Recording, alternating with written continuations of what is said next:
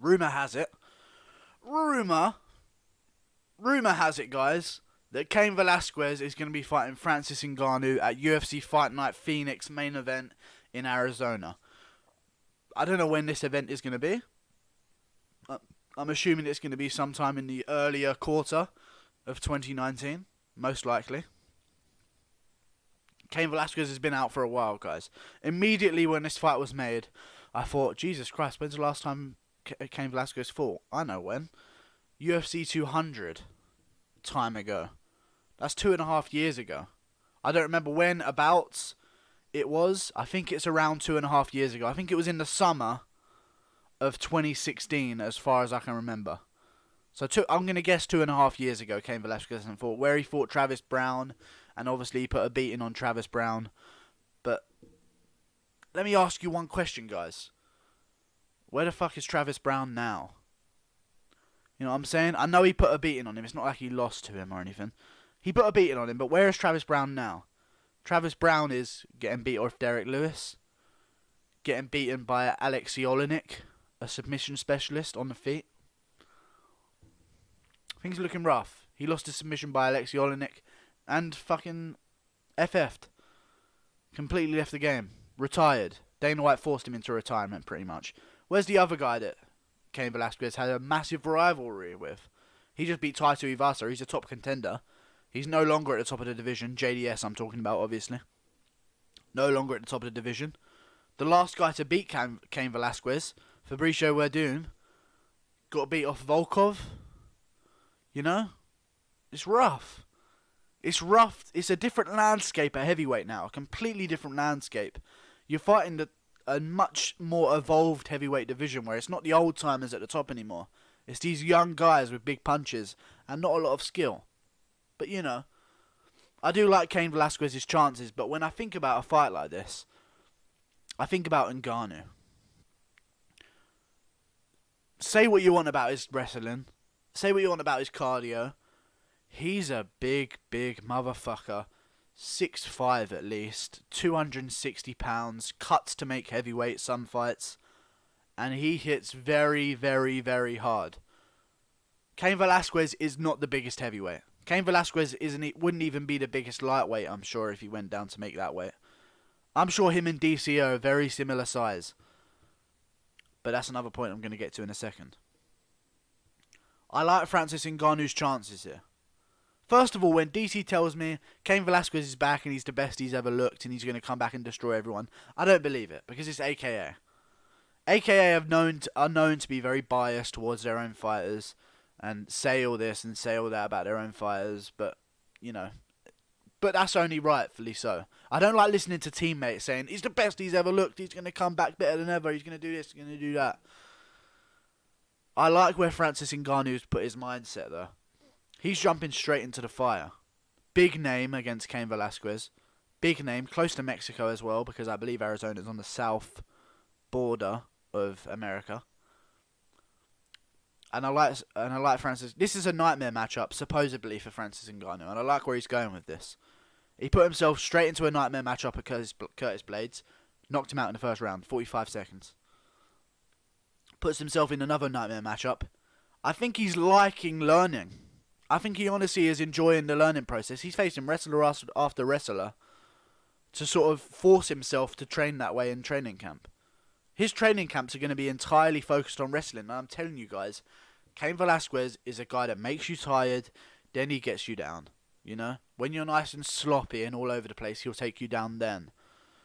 Francis Ngannou, although his takedown defense technically might not be the best, he's a huge guy that has huge muscles and has huge power. And he's not going to be an easy guy to take down off the rip.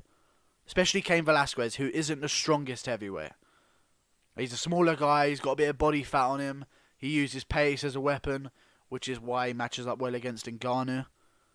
However, I have to look at the layoff for Cain Velasquez.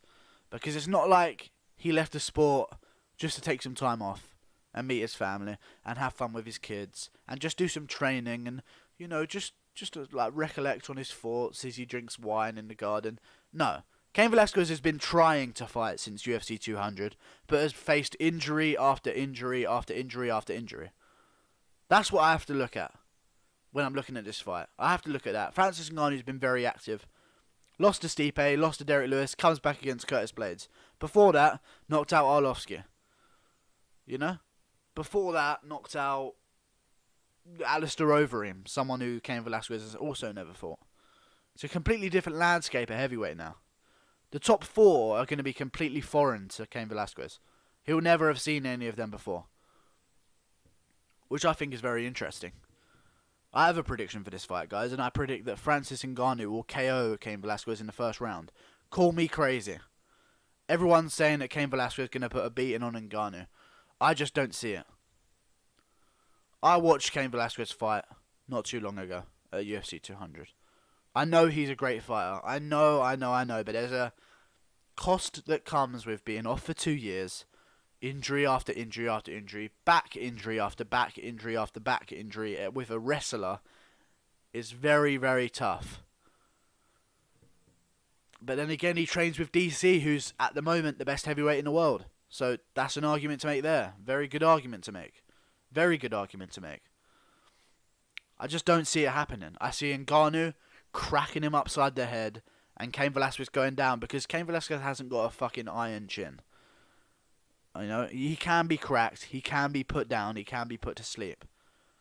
We saw that in the JDS fight, the first one. Cracked him with an overhand, down he goes.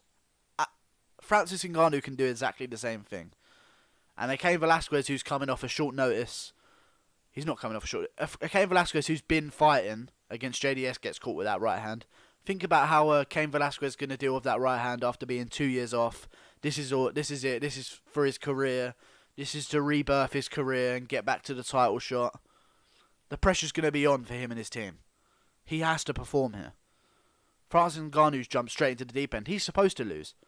I think he's going to crack him in the first round with an overhand right and put him to sleep. I think that's how this fight's going to go. I feel like I rambled a bit this video. I feel like that's how the fight's going to go though. Francis Ngannou's going to crack him with an overhand right. Cain Velasquez is going to throw out a jab. Straight over the top, overhand right, the fight's over. First round, KO.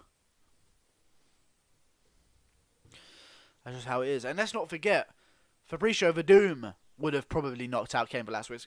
People think Cain Velasquez, they use so much the excuse that it was the altitude of the fight. Cain Velasquez is Mexican, okay? You think he hasn't been training at altitude for a while? Come on. I mean, AKA is in Florida. I'm pretty sure the altitude there is fucking ridiculous. You know, he goes down to Mexico City. Fair enough, the altitude's different, but I think too much was made about that. He didn't really look tired. He was getting pieced up by Fabricio Verdum. Fabricio Verdum faked a takedown into a big knee and rocks Cain Velasquez. Cain Velasquez goes for a panicked shot, falls into a guillotine. Cain Velasquez was so tired he just couldn't perform. You know, it's rough. It's rough for Cain Velasquez. I want him to win because I'm a big fan of him. And I always have been. Sea-level Cain will always stay in my heart. But I think that Francis Ngannou is going to be too big, too athletic, too powerful. And he's going to sleep Cain in the first round. Calling it right now, guys. I'm sorry if you're a Cain Velasquez fan. I want him to win as well. I just think the heavyweight division has changed since then. And we're going to see if he can still hang with the young kids. We're going to see. Thanks for watching the video, guys. Like and subscribe. This will be the only video today because I'm trying to space out my content a bit because there's going to be no fights until the end of the month. So, yeah. I'm currently renovating my garage a little bit. And I've got a sick camera. So the video quality in 2019 is going to be mwah, bellissimo. You know what I mean? Like, just absolute sensational quality videos coming soon in 2019. Stick around. See you later. Francis Ngannou, first round KO. The MMA guru has spoken.